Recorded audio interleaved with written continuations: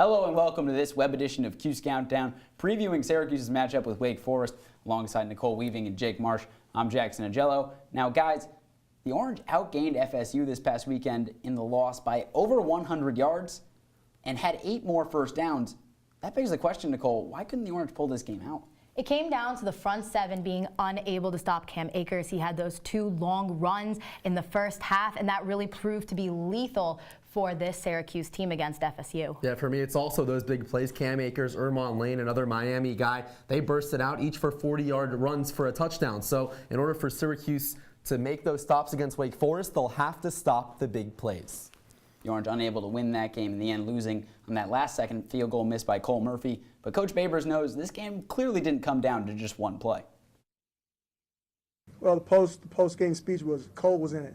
You know, if you talk about what he's done the entire year, and you're telling me, if I'm not mistaken, he's missed 4 kicks this entire year, and it's not like he's kicked a little bit. He's kicked a lot. And if someone asked me if I was going to take that before the season started, heck yeah, I'm going to take it. In our family, we never talk about one guy losing a game or one guy winning a game anyway. But I'm really happy. I mean, he's got 4 misses and he's got a whole bunch of hits, and I'm good with Cole. I think he's done a great job.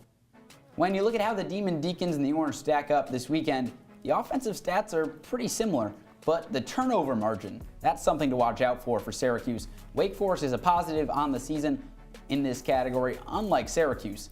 In SU's 2-game losing streak, the squad has turned the ball over 5 times compared to just 2 for Syracuse's opponents. But Wake Forest is allowing 418 yards per game. This is important to note for Syracuse, as the Orange has outgained its opponents in all 4 wins this season. Now, in last season's game against Wake Forest, Syracuse really struggled, losing 28-9, and a big reason for that was quarterback John Walford. He had 2 touchdowns in that game. Jake, is he something to worry about this season for the Orange? Absolutely. He's a senior leader. He's beat Syracuse before in his career, but Nicole, he leads the ACC in passing efficiency. What does that mean? It says that Wolford is a good quarterback, an experienced quarterback in this ACC, so we can really get the job done. Jake, not only is he powerful through the air, he is also powerful on the ground. We have seen that he has more rushing touchdowns this season than he did last season, and he's able to really bail out Matt Colburn, who has been unable to get anything going this season in the rushing game. So I expect that not only in the air, we'll see him on the ground as well.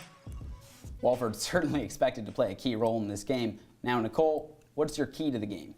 My key to the game for this one is going to be to protect Eric Dungy. This offensive line this season has struggled. He is the quarterback that has been sacked the most in the ACC, and they really need to, after this injury in the last game against FSU, need to step up and make sure that he doesn't get more injured and that he's able to have time to really complete good passes and not have them be more interceptions. Nicole, Syracuse needs to wind up, take a deep breath, and just enjoy this dome atmosphere. I know it's been nearly a month since they've played in the Carrier Dome. 2 road losses in Florida may rattle them a little bit, but they need to believe in the Dome crowd, believe in their head coach, and if they do so, they'll win this game and get back to 500. Well, Jake, you teased it a little bit there. When all is said and done, who do you have pulling out this game? Give me 31-26 in favor of the Orange. Nicole, quite frankly, Syracuse has to win this game at Louisville against BC. After that, you got to go 6-6. So, Syracuse, you got to win. Dino Babers will have them ready. They get it done. I'm picking Syracuse as well in this one, 35-24, and I think it's going to come down to dome field advantage. We see them able to get out to faster starts in the Loud House, especially against Clemson, and I think that's going to serve them well against this Wake Forest passing offense especially. Both of our analysts loving that dome sweet dome advantage. That'll do it for this week's web edition of Cuse Countdown.